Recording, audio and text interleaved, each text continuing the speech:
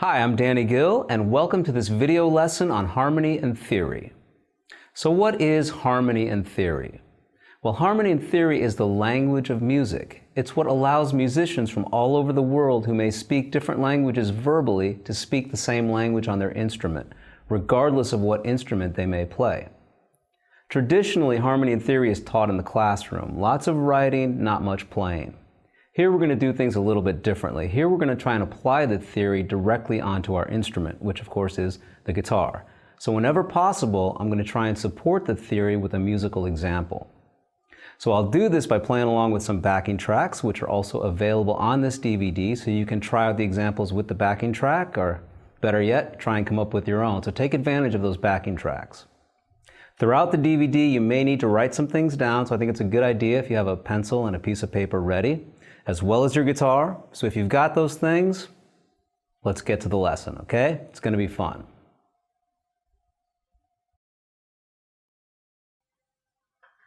So if harmony and theory is the language of music, the first words you need to learn are the notes on the neck. It's hard to go any further if you're not familiar with the notes on the neck. If you are familiar, feel free to skip ahead, but we're going to learn the notes now.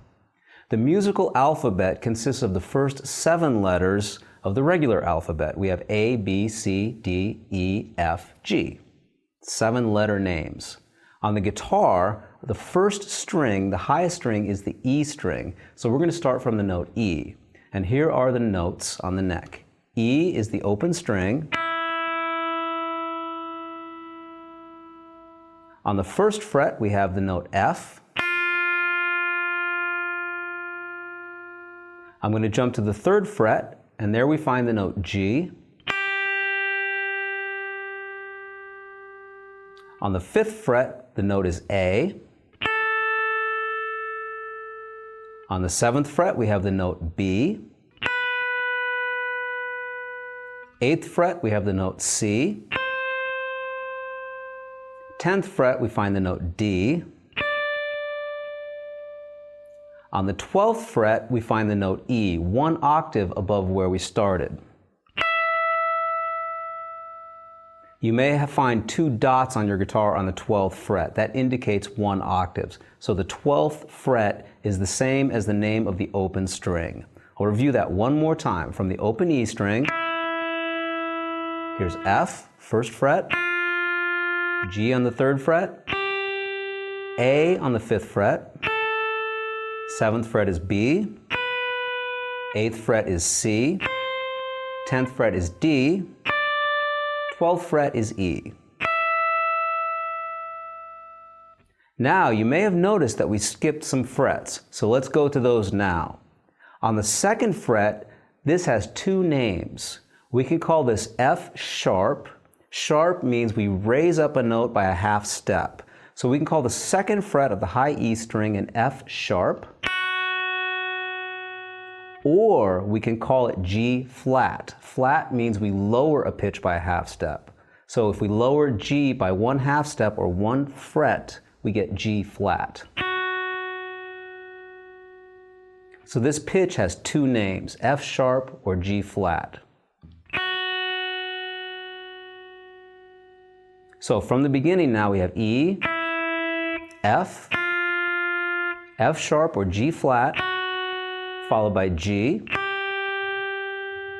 Moving upwards, on the 4th fret, we find G sharp or A flat, followed by A.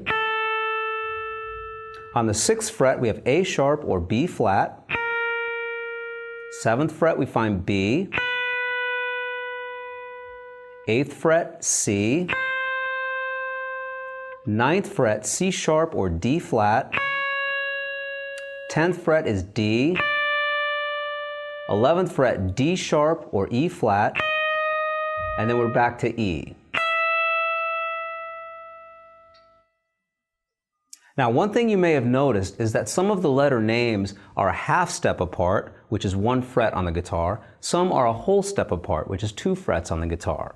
So it's important to remember that the distance between B and C and the distance between E and F is 1/2 step.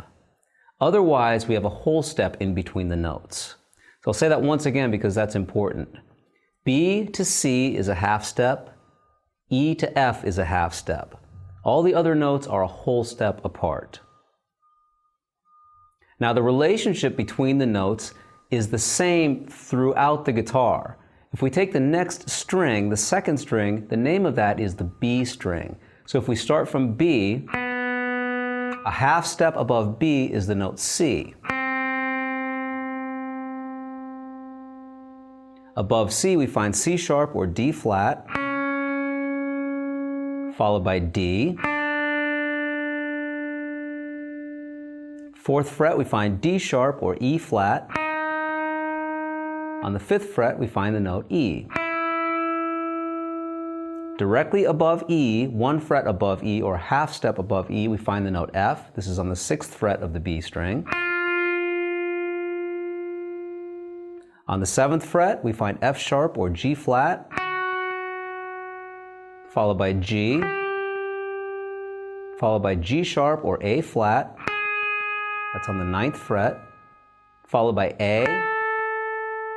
Then we have A sharp or B flat on the 11th fret. And then on the 12th fret, we have the same name as the open string. We find the note B.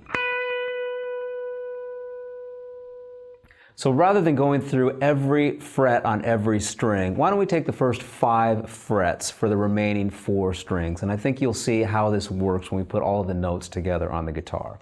If we take the G string, the first fret above the note G is G sharp or A flat. So here's the G string. First fret, G sharp or A flat. Second fret would be A. Third fret would be A sharp or B flat. Fourth fret is B. One fret above B, or one half step, is the note C. Let's move on to the D string now. This is the open D string. So what note is one half step or one fret above D? You should know by now it is D sharp or E flat. That note has 2 names.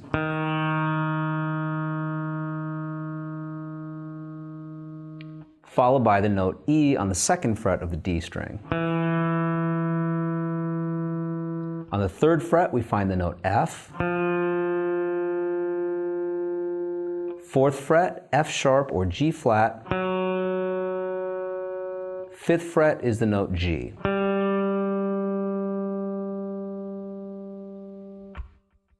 Let's move now to the A string. Here's the open A. One half step above A is A sharp or B flat.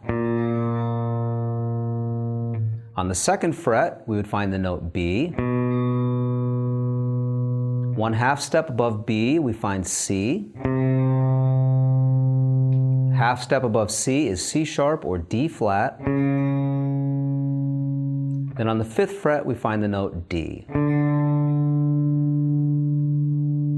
And the low E string will be identical to the high E string. But just to review, here's the low E string. First fret would be F. Second fret, F sharp or G flat. Third fret, G. Fourth fret, G sharp or A flat. And then on the fifth fret, we find the note A.